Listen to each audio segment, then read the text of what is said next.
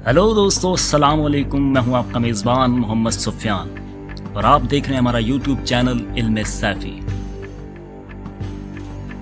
9 अगस्त 2024 की सुबह का तकरीबन 10 बजे का वक्त था। आरजी कार मेडिकल हॉस्पिटल से एक फ़ोन कॉल आती है। कॉल करने वाले की आवाज़ से घबराहट साफ झलक रही थी।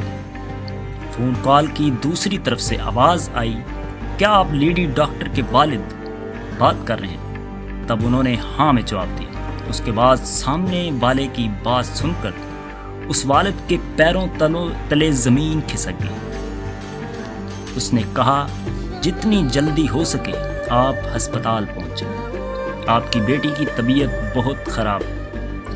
वालिद को इस खबर पर यकीन नहीं हुआ। उनकी बेटी जो एक डॉक्टर थी, रात में बिल्कुल ठीक थी। अचानक से उसे ऐसा क्या हो गया? वो कुछ पूछ पाते कि उससे पहले ही फ़ोन कॉल कट गई। वालिद ने घबराहट में आकर दोबारा कॉल की और सहमी हुई आवाज़ में पूछा कि मेरी बेटी को क्या हुआ। उधर से जवाब मिला, साहिब आपकी बेटी मर चुकी है। ये सुनते ही वालिद की आंखों में आंसू उमड़ आए। उनकी बेटी जो हमेशा मुस्कुराती रहती थी, उसने हर दिन ना जाने कितनों की जान बचाई, वो अब इस दुनिया में नहीं रही। बेटी की खबर सुनकर माँ बाप दोनों अस्पताल की तरफ रवाना हुए, लेकिन उन्हें नहीं पता था कि जब तक ये अस्पताल पहुँचेंगे ये खबर पूरे शहर में आग की तरह फैल चुकी होगी। अस्पताल के बाहर लोगों का रश था।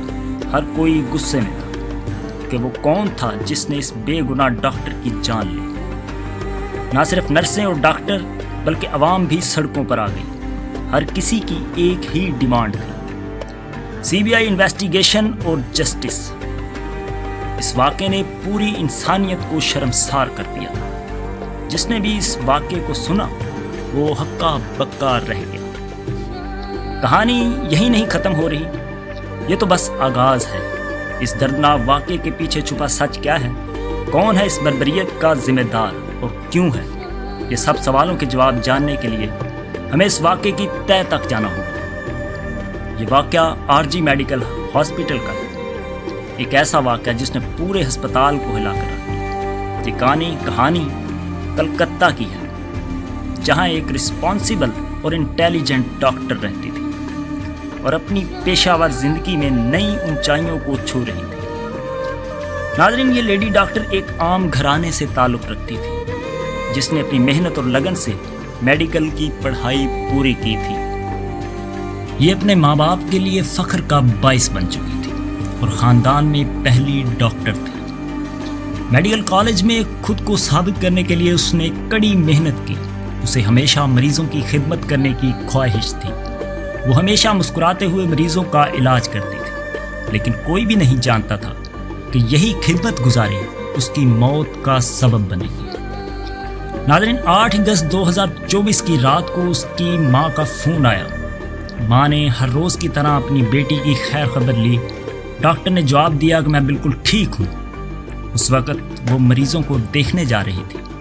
ये उसकी आखिरी कॉल थी। माँ पुरसुकून थी कि उसकी बेटी बाहिफाजत अपनी ड्यूटी निभा रही है, लेकिन किस्मत कोई और खेल खेल रही थी।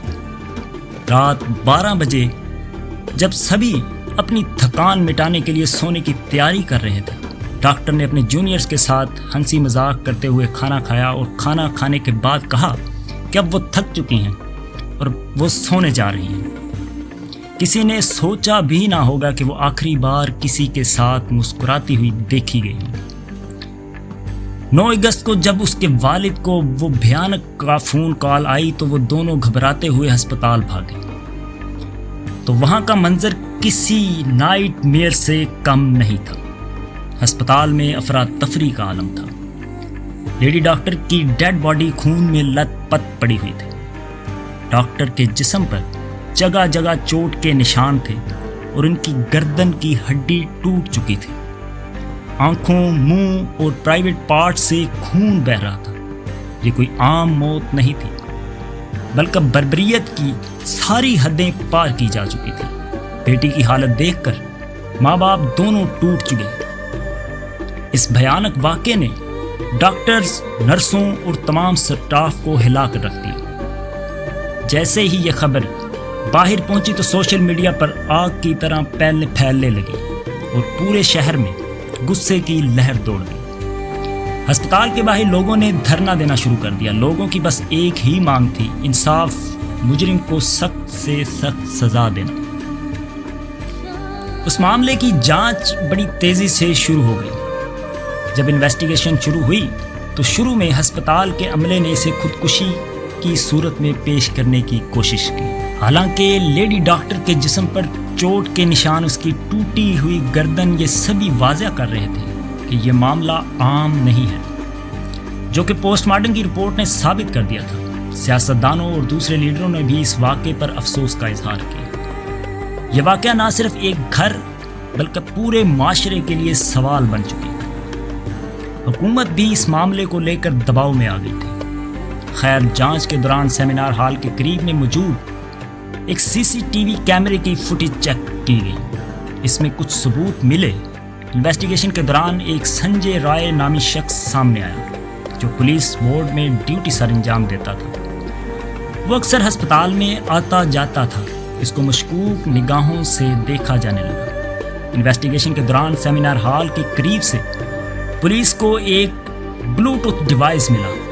पुलिस ने जब वो डिवाइस चेक किया, जो कि बुरी हालत में टूटा हुआ था, ये डिवाइस संजय राय का निकला। फिर उसे फौरन गिरफ्तार किया गया। नाज़रीन, संजय राय का बैकग्राउंड किसी से छुपा हुआ नहीं था।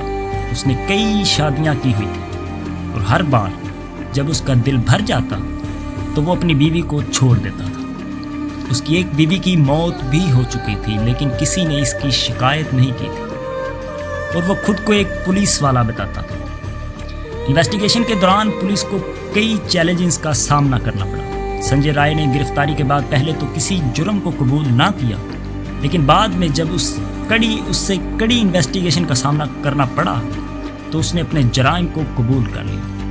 8 अगस्त की रात संजय राय ने शराब पीकर नशे की हालत में उस लेडी डॉक्टर पर हमला किया। उसने पहले उस लेडी डॉक्टर को मारा और फिर उसका रेप किया और आखिर में उसे मौत के घाट उतार दिया। उसके जिस्म पर जगह जगह गहरे जख्म पाए गए, जो इस बात का सबूत थे कि उसने किस कदर जालिमाना अंदाज में लेडी डॉक्टर पर हमला किया था। पुलिस ने उसके मोबाइल को भी जब्त किया, जिसमें ऐसी वीडियोस पाई गई जो उसके मुजरम होने के पुख्ता सबूत थे। पुलिस ने संजय के खिलाफ दफा 64 और 103 के तहत मुकदमा दर्ज किया और उसे अदालत में पेश किया, जहां पर उसे 23 अगस्त तक पुलिस के रिमांड में रखे जाने की मंजूरी मिली। पर अभी ये मामला चल रहा है और हो सकता है कि इस मामले में अभी भी कई मजीद खुलासे हो जाएं। इस वाक़े ने हमें सोचने पर मजबूर कर दिया कि हमारा माशरा किस सिमत जा रहा। इस वाक़े ने हमें ये भी सिखाया कि माशरे में औरत की हिफाजत के लिए महज कानून ही नहीं, बल्कि माशरे की सोच और किरदार भी अहम है। हमें यह सोचना समझना होगा कि औरत की हिफाजत के लिए सिर्फ एक कानून मदा ही नहीं, बल्कि एक माशरती मदा भी है, जो हमें बचपन ही से बच्चों को सिखाना होगा कि एक औरत की ताकत ही नहीं ज़िंदगी है। अगर आपको हमारी ये वीडियो पसंद आई हो तो लाइक ज़रूर कीजिए। अल्लाह हाफ़िज़।